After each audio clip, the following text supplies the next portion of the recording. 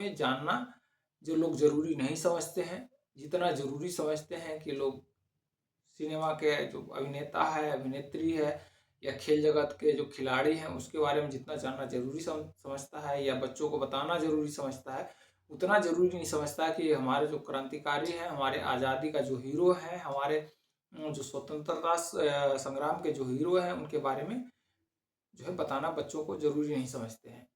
ये एक तरह से नैरेटिव सेट कर दिया गया और इस नैरेटिव को जो है हटाना काफ़ी मुश्किल है, नामुमकिन तो नहीं है लेकिन मुश्किल है। और अगर इस नैरेटिव को हटा दिया गया तो हमारे क्रांतिकारी के जीवन और उनके आदर्शों को सालों साल तक याद रखा जाएगा, सालों साल तक उनको पढ़ा जाएगा। लेकिन अगर इनके ये नैरेटिव सेट रहा तो हमारे क्रांतिकारियों को आने वाली पीढ़ी, ये नहीं जो अभी पीढ़ी आ रहा है, उस पीढ़ी तक ही इनको खत्म कर दिया जाएगा। यानी उस पीढ़ी तक ही इनको जो है समाप्त कर दिया जाएगा, इनके बारे में भुला दिया जाएगा। और जो नया याद रखेगा राजनेता को याद रखेगा, जो आजकल का जो अभिनेता है उसको याद रखेगा, लेकिन हमारे क्रांतिकारी जो रियल हीरो हैं हमारे स्वतंत्रता का, हमारे देश का, उसके बारे में जो है इसको भुला देंगे। ठीक है, तो आज मैं एक सच्ची घटना बताता हूँ।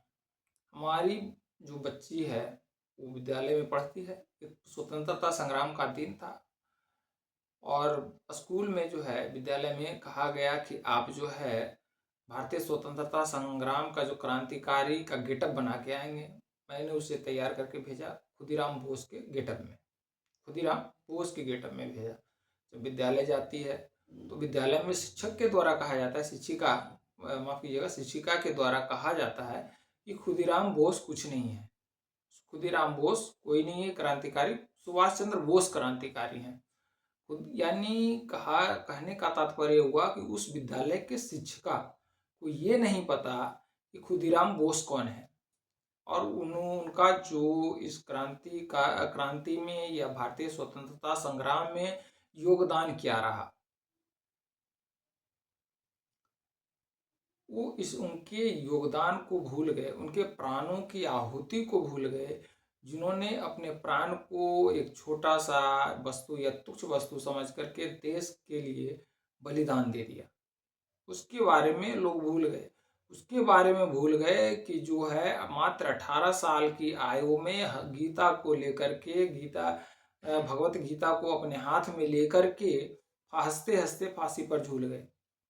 उस क्रांतिकारी के बारे में भूल गए जो जो है अपने सच्चाई को बताने के डर से या जो है अपने पकड़े जाने के डर से उन्होंने आत्महत्या कर लिया, उसे भूल गए। उस क्रांतिकारी को लोग भूल गए जो अब अंग्रेजों के हाथ न लग करके अपने आप शहीद हो गए। ऐसे क्रांतिकारी को जो है लोग भूल गए। मैं आज जो है महान क्रांतिकारी जो हंसते हंसते मात्र 18 वर्ष की आयु में भगवत गीता को हाथ में रख करके शहीद हो गए, उस क्रांतिकारी के बारे में बताऊंगा।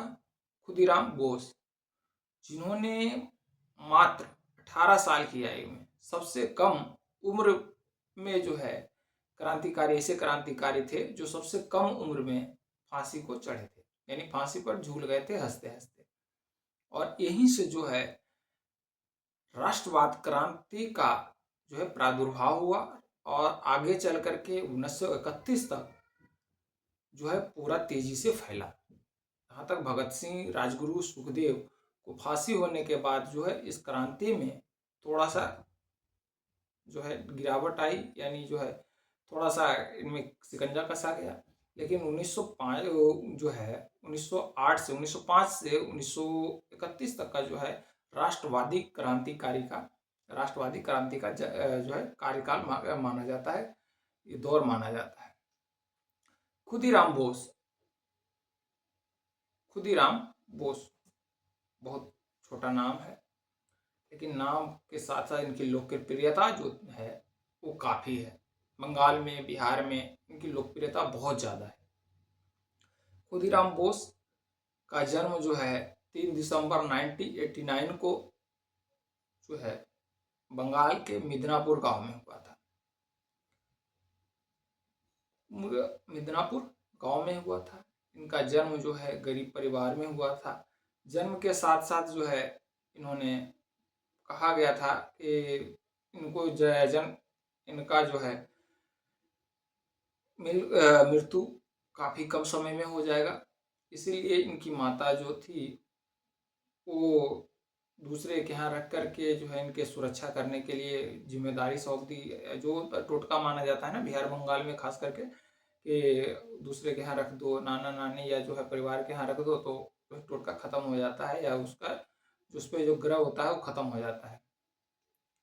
इसी सब तरह से इनका जो है लालन पालन होने लगा। जब 1905 में बंग भंग आंदोलन हुआ तो इन्होंने जो है बंग भंग आंदोलन में का जो अंग्रेजों का अत्याचार था उससे काफ़ी प्रभावित हुए और कक्षा 9 में जब पढ़ते थे तो इन्होंने जो है क्रांति में हिस्सा लिया और रेवोल्यूशन पार्टी के सदस्य बने। वंदे मातरम पैम्फलेट का जो है बंग भंग आंदोलन या बंगाल विभाजन के विरोध में जो बंग भंग आंदोलन हुआ था 1905 में, उन्होंने वंदे मातरम नामक पैम्फलेट बांटा था और बांट करके जो है क्रांति में हिस्सा निभाई। 1908 में जो है 1905 में लॉर्ड कर्जन बंगाल का विभाजन किया था, उसमें सड़कों पर विरोध हुआ। इन्होंने हिस्सा लिया। अंग्रेजों को अत्याचार बहुत तेजी से देखा कि अंग्रेज जो है किस तरह से अत्याचार कर रहे थे। आजकल के युवा क्या है कि लोगों को जो है उस्काने में या क्रिकेट में या हो गया सनी लियोन याद रखेगा या फिर क्रिकेट जगत का याद रखेगा या एक्ट्रेस को याद रखेगा या बहुत है तो मोबाइल में अपना घुसा रहेगा। लेकिन उस समय जो था सोशल मीडिया अभी जो है सोशल मीडिया में लोग घुसे रहते हैं। 9th के बच्चे हो गए या 10th के बच्चे हुए, 11th के बच्चे हुए, 18 साल के बच्चे से कम बच्चे ही होते हैं और वो जो है अपनी ज़िंदगी में अपनी दुनिया में व्यस्त रहते हैं। लेकिन खुदीराम बोस जो है उस दुनिया में न रह करके क्रांति की दुनिया में आए। 1908 में जो है मुजफ्फरपुर के जज जॉर्ज किंग्सफोर्ड की गाड़ी पर जो है बम फेंके और उन्हें जान से मारने की कोशिश की, क्योंकि जो है अंग्रेजों के द्वारा बहुत ही अत्याचार किया गया था। बंगाल विभाजन के विरोध में जो आंदोलन हुआ था उसमें बहुत ज़्यादा अत्याचार किया था बंग आंदोलन में। तो उससे जो बदला लेने के लिए उन्होंने जो है जॉर्ज किंग्सफोर्ड के जज जो था उस पर बम फेंका। इनके साथ जो थे प्रफुल्ल चाकी थे। 1908 में बम फेंक दिया, लेकिन सौभाग्य देखो जॉर्ज किंग्सफोर्ड बच गया। उसके जगह पर जो बग्घी था, बग्घी में अंग्रेज महिला थी और दो और लोग थे वो मारे गए। किंग्सफोर्ड बच गया। धरपकड़ बहुत तेजी से आरंभ हुआ। प्रफुल्ल चाकी जो है डर गए और कि कहीं पकड़ करके उन्हें जो है अपने दोस्त के बारे में या अपने पार्टी के बारे में जानकारी ना ले ले, इसीलिए उन्होंने आत्महत्या कर ली। प्रफुल्ल चाकी अपना शहीद हो गए, आत्महत्या करके शहीद हो गए। खुदीराम बोस को पकड़ा गया और पकड़ करके जो है उन्हें 11 अगस्त 1908 को मुजफ्फरपुर जेल में ही फांसी दे दी गई।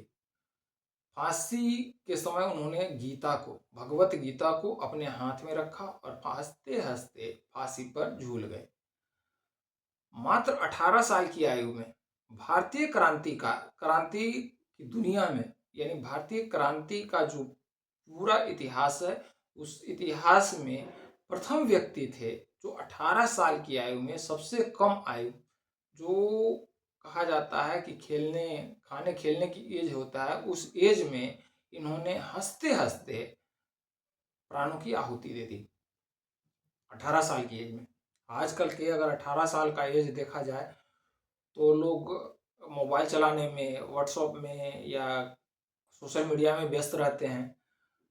उसको अपने बच्चों को अपने दोस्तों के साथ खेलने में व्यस्त होते हैं, लेकिन उस 18 साल की एज में उन्होंने अपने प्राणों की आहुति अपने देश के लिए दे दी। ये राष्ट्रवाद था, ये देश प्रेम था और उसको लोग भूल गए। और इनका क्रेज इतना ज़्यादा बढ़ गया, इनका क्रेज इतना ज़्यादा हो गया खुदीराम बोस को का जो क्रेज था कि लोग इनके नाम की धोती पहनने लगे। सोशल मीडिया उस समय था नहीं, लेकिन फिर भी उनका इतना फॉलोअर हो गया, इतना ज्यादा क्रेज बढ़ गया, इतना ज्यादा अनुयायी हो गए कि उनके नाम के लोग धोती पहनने लगे। खुदीराम बोस के नाम के धोती पहनने लगे और क्रांति का जो नया आगाज हुआ वो 1931 तक चला, और 1931 से क्या 1947 तक चला, जब तक कि भारत जो है आजाद नहीं हो गया। सबसे कम उम्र में फांसी चढ़ने वाले जो क्रांतिकारी थे वो खुदीराम बोस थे, और उनका क्रेज था बंगाल, बिहार, उत्तर प्रदेश, जो कहा जाता है सेंट्रल प्रोविंस उत्तर प्रदेश, ये पूरे देश में एक व्यापक जो है उनका फॉलोअर, अनुयायी बढ़ा और क्रांति में हिस्सा लेने लगे। और उस एज के बच्चे ज़्यादा हुए, हमारे भगत सिंह हो गए, खुदीराम बोस हो गए, प्रफुल्ल चाकी हो गए, खुदीराम बोस हो गए, नालिनी बागची हो गए, रोशन सिंह हो गए, भगत सिंह हो गए, आज़ाद चंद्रशेखर हो गए, आपका सुखदेव सिंह हो गए। सभी जो है इस क्रांतिकारी हिस्सा में, राम प्रसाद बिस्मिल हो गए, अशफाक उल्लाह खान हो गए। तो इस तरह से जो है इन क्रांति का एक नया जो है नींव रखी, राष्ट्रवाद क्रांति का जो अग्रेसिव ही था, नर्मदल नहीं था, एग्रेसिव था। और इस एग्रेसिव के कारण जो है अंग्रेजों का जो नींव था वो हिल गया, और अंततः 1947 में भारत को आज़ादी मिली। ऐसा नहीं है कि चरखे से ही आज़ादी मिली, इसके लिए आज़ादी के लिए हजारों लाखों जो है हमारे क्रांतिकारी इस आंदोलन का हिस्सा बने और अपने प्राणों की आहुति बिना किसी ईर्ष्या, बिना किसी द्वेष, बिना किसी का जो है लोभ के, प्रलोभन के अपने प्राणों की आहुति दे दी। इनको प्राण की आहुति देने के लिए इन्हें कोई फंडिंग नहीं किया जाता था, इनके या इनको कोई पैसे नहीं दिया जाता था, इनको कोई फॉलोअर्स नहीं था, या फॉलोअर बढ़ाने के लिए नहीं कर रहे थे। ये जो अपनी आहुति, प्राणों की आहुति आने वाले जनरेशन के लिए कर रहे थे कि हमारा जो आने वाला जनरेशन होगा वो काफ़ी जो है दिक्कत में होगा, इसीलिए इन दिक्कतों को बचाने के लिए, उन परेशानियों से बचाने के लिए अपने प्राणों की आहुति हंसते हंसते दे दी। ऐसे थे हमारे खुदीराम बोस, जो मात्र 18 साल की उम्र में फांसी चढ़ गए, और लोग इनको भूल गए, याद रखते हैं। आज के युवा जो याद रखते हैं वो किसको याद रखेंगे? अभिनेता को, नेता को, या उनको याद रखेंगे जो क्रिकेटर हैं, जो प्लेयर्स हैं, उनको याद रखेंगे। हमारे क्रांतिकारी, हमारे रियल हीरो को नहीं याद रखेंगे। तो आई रिक्वेस्ट, मैं सबसे अनुरोध करता हूं कि हमारे क्रांतिकारी या हमारे जो क्रांति के हीरो थे उन्हें याद रखें। आने वाले समय में अपने बच्चों को बताएं, या अपने बच्चों को बताएं ताकि वो भी अपने बच्चों को बताएं, और उनका जो योगदान रहा उनके योगदान को भी बताएं कि इस तरह से अपने प्राणों की आहुति, जब छोटा सा चोट लगता है ना तो दर्द होता है, लेकिन प्राणों की आहुति देने के लिए भी वो दर्द को झेल गए, प्राणों की आहुति दे गए और उस दर्द को भी झेल गए। तो उसको बताएं अपने बच्चों को, उनको क्रांतिकारियों को जीवंत को बताएं, उनके जीवंत को जिए, उनके लाइफ स्टाइल को जिए, जीने की कोशिश करें, तभी हम उसको याद रख पाएंगे।